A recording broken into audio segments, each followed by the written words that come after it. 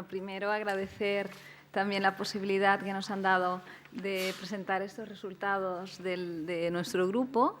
Yo formo parte de la unidad de trastornos alimentarios del Hospital de Belviche y esto es un estudio que se ha realizado en el marco, quiero comentarlo también porque además no lo he puesto aquí, en el marco del ciber de obesidad, o sea que es el resultado, digamos, de un estudio multicéntrico que se está haciendo. Una de las líneas de investigación que tenemos ahora es el estudio en situaciones extremas de peso. ¿Qué pasa en estos pacientes o en estas personas que van en todo el continuum del índice de masa corporal, desde la anorexia nerviosa, como trastorno de la conducta alimentaria, hasta personas con obesidad?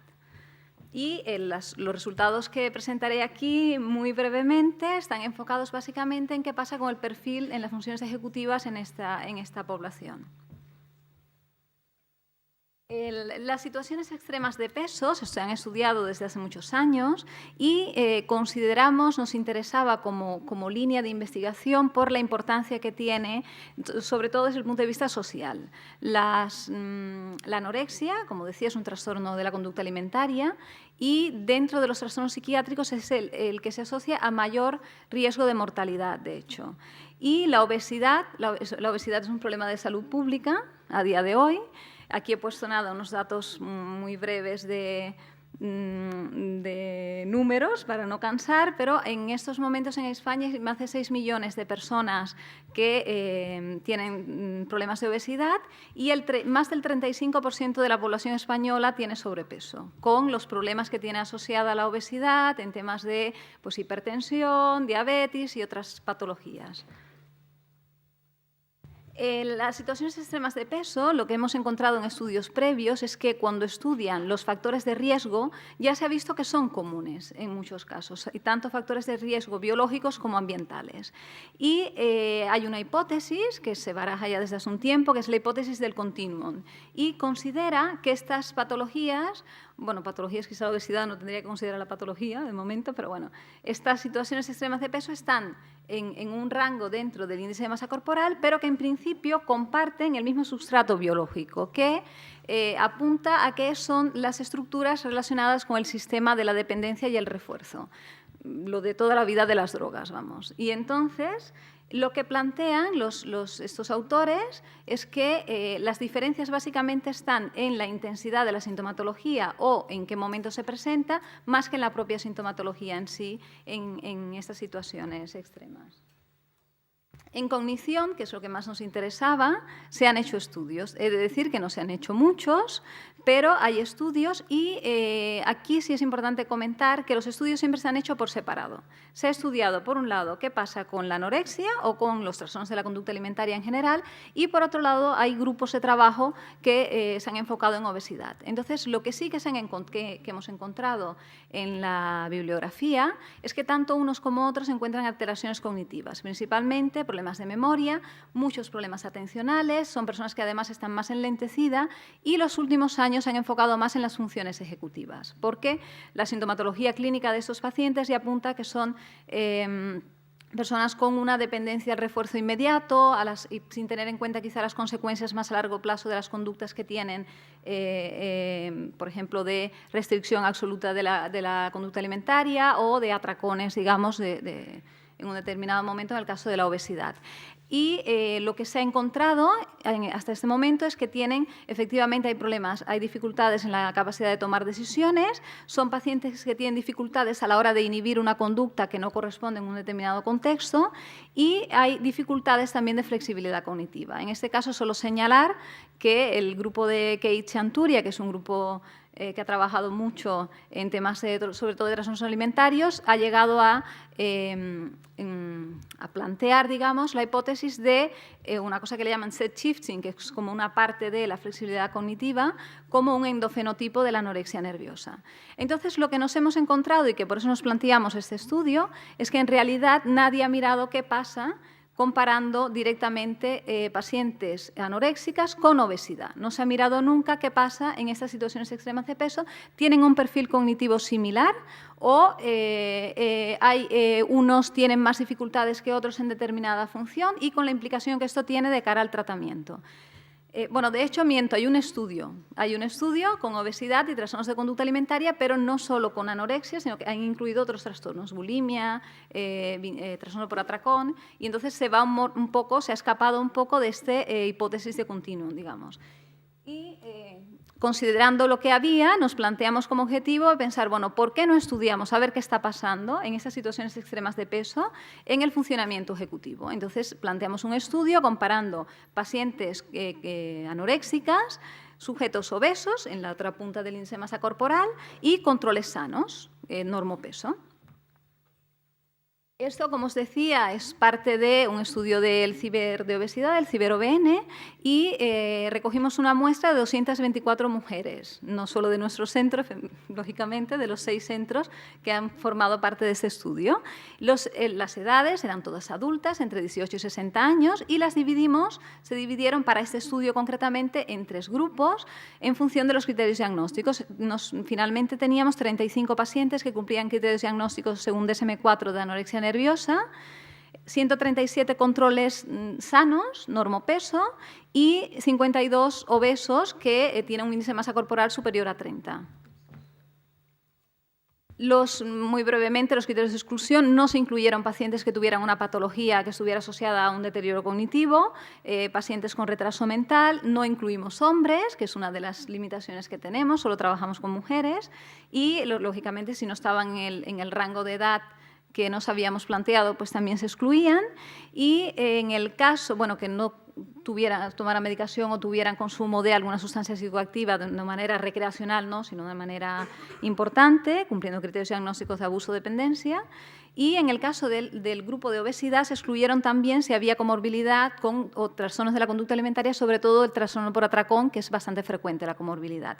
Y en el caso de los controles, si en algún momento habían cumplido criterios diagnósticos de un trastorno de conducta alimentaria o si tenían obesidad o habían tenido, también se eliminarán, no pasaron a formar parte del estudio.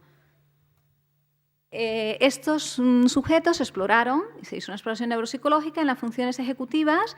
Utilizamos el Iowa Enabling Task para mirar la capacidad de toma de decisiones, el Wisconsin como una medida de flexibilidad cognitiva. Estos 2 test utilizamos versiones informatizadas, y el Stroop, el estándar de toda la vida de lápiz y papel, como una medida de la capacidad de inhibir una respuesta automatizada, que en este caso es la lectura, es el Stroop, que lo conocéis todos.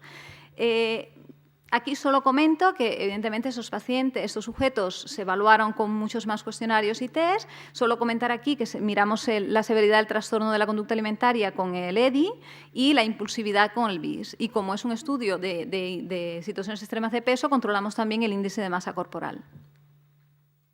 Los resultados, estos son los sociodemográficos. Solo comentar como tema interesante que nos pueda ser de utilidad, es que encontramos diferencias en la edad. Los obesos, las obesas eran mayores que las anoréxicas y los controles, sobre todo las anoréxicas, que son más jovencitas.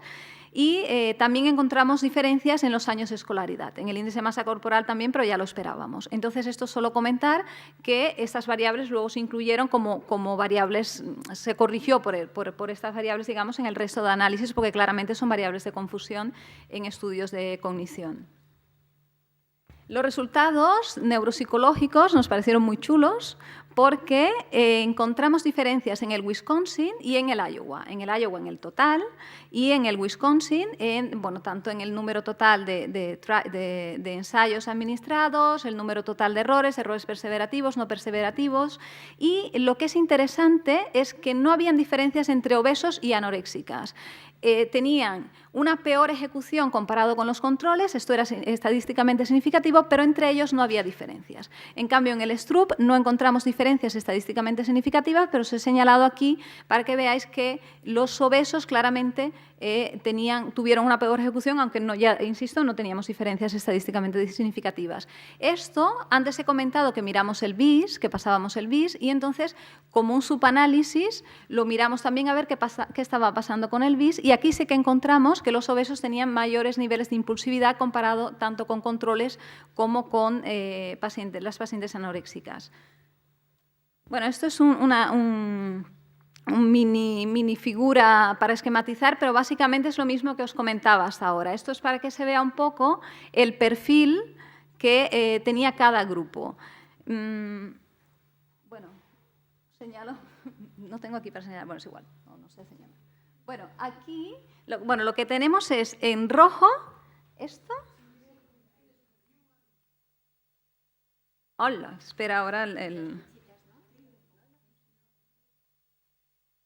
Jolines. Bueno, tampoco. Bueno, yo no entraría por el retardo mental. A ti también, gracias. Bueno, básicamente señalar que, bueno, aquí está la flexibilidad cognitiva, pusimos rigidez para que la figura se viese, fuera más clara. Los rojos son los obesos, azules anoréxicas y verdes son los controles. Entonces veis cómo la peor ejecución, entre los más rígidos, digamos, los que tienen una conducta más rígida, que esto va un poco también en la dirección de lo que se encuentra clínicamente, son las pacientes anoréxicas y los obesos. En la toma de decisiones, en decision making, mejor ejecución los controles y obesos y anoréxicas con más dificultades, o sea, más tendencia al refuerzo inmediato, menos consideración de qué pasa a largo plazo con las consecuencias de lo que hago. Y, por último, arriba, el STRUP, la capacidad de interferencia, que los que tienen peor ejecución son los obesos. Esto básicamente es lo mismo que antes hemos visto en números, Con lo cual, solo comentar como resultados de este mini estudio dentro de las situaciones extremas de peso, que efectivamente hemos confirmado que hay una disfunción ejecutiva en situaciones extremas de peso y que lo que añadimos ahora como relevante es que en las situaciones extremas de peso hay un patrón similar si miras la capacidad de tomar decisiones y la flexibilidad cognitiva. Y, en cambio, quizás se diferenciarían más en la impulsividad, en la que los obesos son los que tienen mayores niveles de impulsividad. Aquí solo comentar, que no he hecho ni una diapo de las limitaciones para ir más rapidito, que en estudios futuros una cosa que tendría que mirarse es qué pasa incluyendo hombres que no tenemos, pues probablemente mirar otras funciones ejecutivas o utilizar otros test que miren estas mismas y tener más de una medida, y creemos que es importante seguir en esta línea del estudio de las funciones ejecutivas en situaciones extremas de peso porque tiene un papel no solo probablemente en el desencadenante del trastorno, sino sobre todo en el mantenimiento y la adhesión a tratamiento de estos pacientes. Y bueno, nada más. Muchas gracias. Y aquí solo agradecer a mi equipo, que no he puesto todos los nombres porque somos muchos. De Belviche. Gracias.